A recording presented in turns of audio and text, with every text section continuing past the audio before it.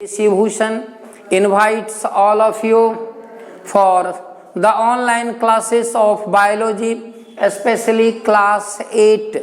As you know, we are running these days during COVID-19, commonly known as coronavirus. It is most harmful virus, and as yet there is no medicine or vaccines have discovered. Therefore, prevention is better than cure. Always save yourself, your family members and your community members. If you are healthy, you can be a healthy citizen and a future of India. Now, I proceed on the topic. As you know, we are running in second lesson, second topic, that was microorganism. Its first topic was bacteria, जिसको हम लोग पहले पढ़ चुके हैं. The second topic is fungus, fungi और fungi. Fungus is a singular word, while fungi is a plural word. जिस प्रकार से हमने आपको बताया था कि अलगा और अलगी, तो अलगी प्लुरल है, अलगा सिंगुलर है. Bacteria and bacterium, bacteria plural word है, बैक्टीरियम सिंगुलर वर्ड है. सबसे पहले आपको हम ये बता दें कि फंगस और fungi is a plant. It comes under cryptogams, means non-flowering plants, in which its first division is Thallophyta, the plant which cannot be differentiated into root, stem and leaf. And as you also know, Thallophyta is again divided into 5 major categories. That's why algae, fungi, lichen, virus, bacteria, microorganism is also a part of them. At first, what is the science of fungus और fungi? Fungus के science को हम क्या कहते हैं, इसके science का क्या नाम है? तो बायोलॉजी में भी अलग अलग पार्ट को अलग अलग साइंस के द्वारा इंडिकेट किया गया है, जिसमें कि अलगी के लिए साइंस का नाम है फाइकोलॉजी, और उसी तरीके से फंगस के लिए जो साइंस का नाम है, the science is named as mycology. Fungus के साइंस को हम लोग माइकोलॉजी कहते हैं. The major difference between algae and fungus is that algae is with chlorophyll while fungus is without chlorophyll. It is a non chlorophyllous plant. इसमें chlorophyll नहीं पाया जाता है. और क्लोरोफिल जो है क्या है? क्लोरोप्लास्ट, जिसको कि आप ग्रीन पिगमेंट कहते हैं, तो वो green pigment is absent in case of fungus fungi. चूंकि फंगस में ग्रीन पिगमेंट नहीं पाया जाता है, इसलिए हम इसको नॉन क्लोरोफिलस प्लांट के श्रेणी में रखते हैं और कहते हैं कि ये जो है कलरलेस प्लांट है. विदाउट क्लोरोफिल होता है, इसलिए इसे हम कलरलेस प्लांट भी कहते हैं. इसका कोई कलर नहीं होता है, ये कलरलेस होता है. जबकि algae is of different colour, green colour, red colour, brown colour and so many colours. तो फंगस का कोई कलरिंग नहीं होता है. क्यों नहीं होता है? तो इसमें क्लोरोफिल का अभाव होता है. दूसरी सबसे बड़ी इसमें जो मेन पॉइंट है वो ये कि chlorophyll is the major constituent for photosynthesis. Chlorophyll भोजन बनाने के लिए मेन कंपोनेंट्स का काम करता है. तो चूंकि यहाँ पर क्लोरोफिल नहीं पाया जाता है, इसलिए इस प्लांट में ऐसी क्षमता नहीं होती है कि यह अपने फूड का मैन्युफैक्चरिंग कर सके, अर्थात फोटोसिंथेसिस का काम कर सके. चूंकि यह खाना नहीं बना पाता है इसलिए इसे हम सैप्रोफाइट के श्रेणी में रखते हैं and the mode of nutrition is saprophytic nutrition. और व्हाट इज सैप्रोफाइट? तो those plant which can grow on dead decaying organic plants and animals are known as saprophytes. वो ऐसा पौधा जो सड़े गले मरे हुए पौधे या जानवरों के ऊपर डेवलप करता है, उसके शरीर से अपने न्यूट्रिएंट को प्राप्त करता है, उसे हम सैप्रोफाइट कहते हैं। और सैप्रोफाइट में होने वाले न्यूट्रिशन को सैप्रोफाइटिक न्यूट्रिशन अर्थात मृत जीवी पोषण के नाम से हम जानते हैं। तो साइंस का नाम आपने देखा कि फंगस के साइंस को हम माइकोलॉजी कहते हैं। फंगस में क्लोरोफिल नहीं होता है और इसलिए यह अपना खाना नहीं बना पाता है। हैबिटेट का अर्थ होता है निवास स्थान या वास स्थान, अर्थात ये कहाँ उगता है, कहाँ उग सकता है। तो फंगस का यह नेचर है कि यह हमेशा मॉइस्ट सैडी डार्क प्लेसेस पर डेवलप करता है, नमी युक्त छायादार या अंधेरे स्थानों पर यह डेवलप करता है और इसलिए इसे हम कह सकते हैं कि ये इसका वास स्थान होता है। We can easily germinate, we can easily grow some common fungus in your home also। आपको क्या करना है कि रात में एक रोटी ले लीजिए, रोटी को पानी में डुबा करके और घर के अंधेरे स्थानों में ट्रंक के नीचे, बक्सा के नीचे या अलमारी के नीचे उस रोटी को आप फेंक दीजिए। 3-4 दिनों के बाद आप उसको वहां से निकालें, आप पाएंगे कि उसके ऊपर कॉटन ब्राउन कलर का, ब्लैकिश ब्राउन कलर का या ब्लूइश कलर का, व्हाइटिश कलर का रुई के जैसा जो है सो स्ट्रक्चर डेवलप किया है।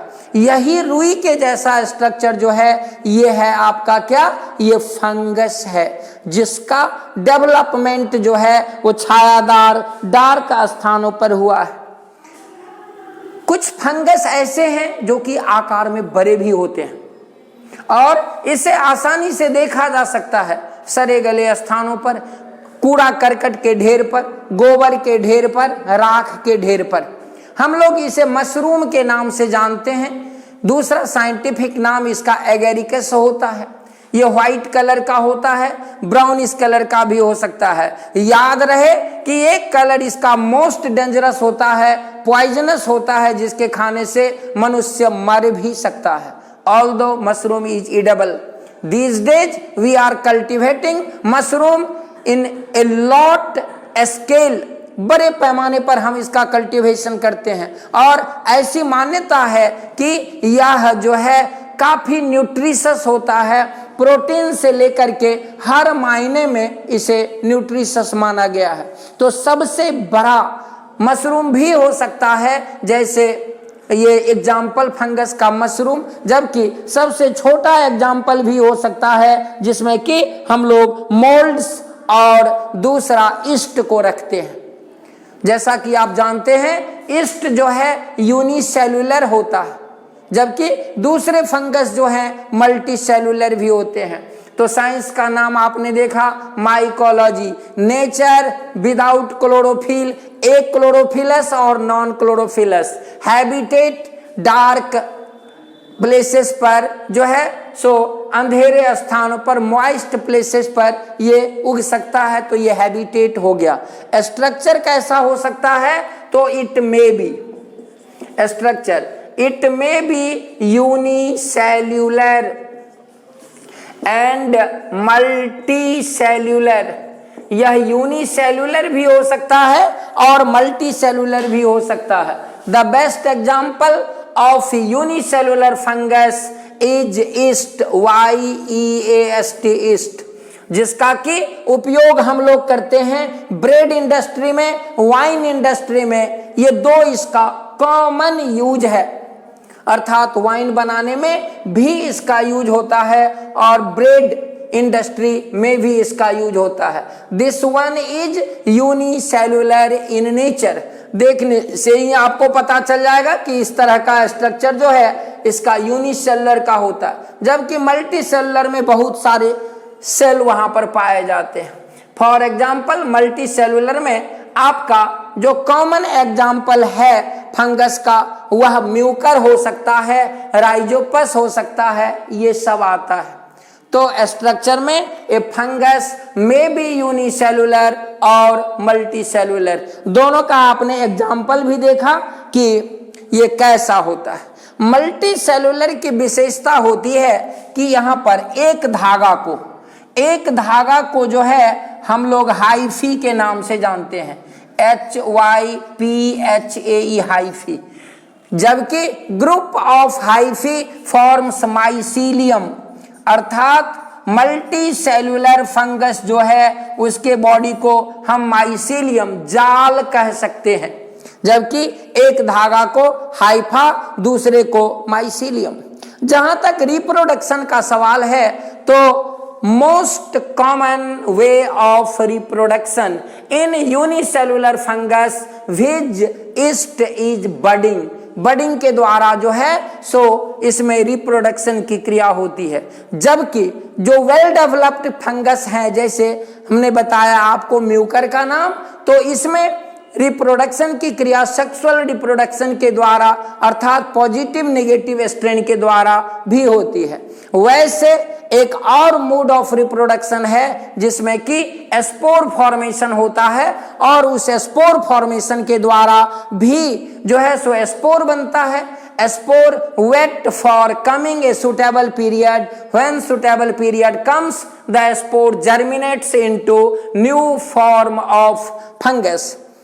फंगस के बारे में ऐसा माना जाता है कि फंगस हमारे लिए यूजफुल भी है और हार्मफुल भी, दोनों है। जैसे यूजफुल में कि यह कॉम्प्लेक्स ऑर्गेनिक सब्सटेंस को तोड़ने का काम करता है और उसे तोड़ करके सिंपल सब्सटेंस में कन्वर्ट करने का काम करता है।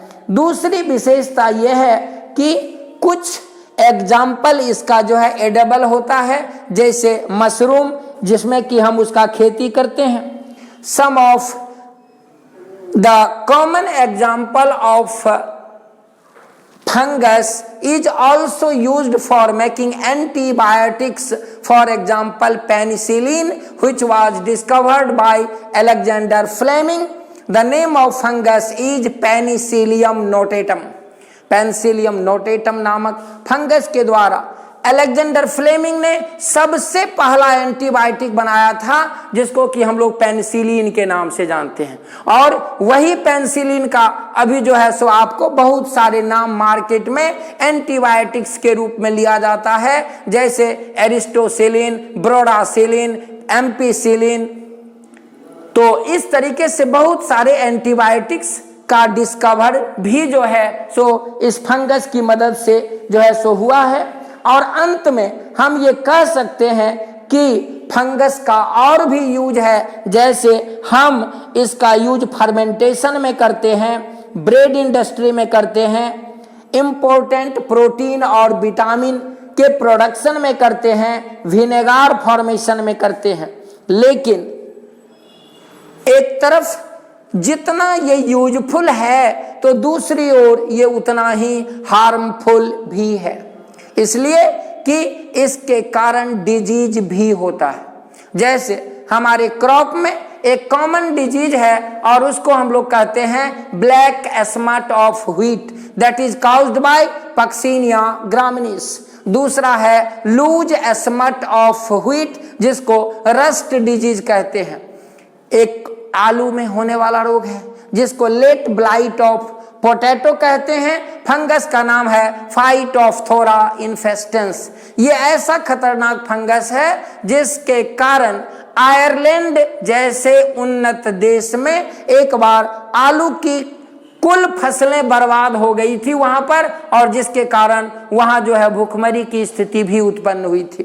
तो इस प्रकार से हमने देखा कि fungus is also useful and harmful for human beings.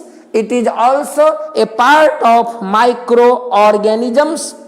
एक और बीमारी यहाँ पर होता है और उसको हम लोग कहते हैं एथलीट्स फुट, अर्थात जो है सो पैर में होने वाला एक विशेष प्रकार का ये धब्बा है, जिसके कारण जो है सो पैर की संरचना में थोड़ा सा जो है सो परिवर्तन भी देखने को मिलता है। माइक्रो ऑर्गेनिज्म का तीसरा पार्ट है, पहले ही हमने आपको बताया कि थैलोफाइटा के अंतर्गत ये आता है, THALLOPHYTA, Thallophyta. The first one is thallus and the second word is phyton. Thallus, the second word is phyton. Thallus means undifferentiated, phyton means plant, undifferentiated plant body. The plant body which cannot be differentiated into root, stem and leaf comes under thallophyta. तो algae, fungi, lichen, virus, bacteria, all these are unit of thallophyta. अभी तक हम लोग पढ़े हैं bacteria के बारे में, दूसरा आज पढ़े फंगस के बारे में, इसी से मिलता जुलता पार्ट है अलगी। अंतर सिर्फ इतना है कि फंगस में क्लोरोफिल नहीं होता है, अलगी में क्लोरोफिल होता है। सेल वॉल दोनों में है, लेकिन अलगी में सेल वॉल सेल्यूलोज का बना होता है, जबकि यहां पर यह पैक्टिन का बना होता है। वहां पर reserve food glucose, carbohydrate, starch होता है, यहां पर आइल और ग्लाइकोजन होता है। रिप्रोडक्शन का मूड भी दोनों में अलग है, एग्जाम्पल भी अलग है। अलगी के साइंस को हम लोग फाइकोलॉजी कहते हैं, फंगस के साइंस को माइकोलॉजी कहते हैं। अलगी भी हमारे लिए यूजफुल है, फॉडर के रूप में यूजफुल है, प्रोटीन का भी एक सोर्स है, और हम कह सकते हैं कि ये मेडिसिन का भी एक सोर्स है। जहां तक हार्मफुल का सवाल है तो अलगल ब्लूम्स ये सब उसमें आता है। अलगा भी यूनिसेलुलर हो सकता है, मल्टी सेलुलर हो सकता है। दोनों में एक डिफरेंस और है कि most algae are aquatic in nature, fungus जो है rare one is aquatic in nature. For example alternaria जो है सो एक ही कॉमन एग्जाम्पल है जो कि पानी में पाया जाता है, बाद बाकी सब टेरिस्ट्रियल है, जबकि मोस्ट ऑफ द अलगा आर एक्वेटिक इन नेचर। तो इस प्रकार से हमने देखा कि अलगा में क्लोरोफिल होता है। क्लोरोफिल का पिगमेंट डिफरेंट तरह का हो सकता है, इसलिए रेड अलगा, अगार अगार जिसको हम लोग जानते हैं सीवीड्स के नाम से जानते हैं। ब्राउन अलगा फियोफिसी का मेंबर है, तो रेड अलगा, ब्राउन अलगा, ग्रीन अलगा, ब्लू ग्रीन अलगा, इस प्रकार से बहुत सारे माइक्रो ऑर्गेनिज्म में ये आते हैं। अंतर सिर्फ इतना है कि some of them can be seen by naked eye, while major of them can be seen only and only with the help of microscope.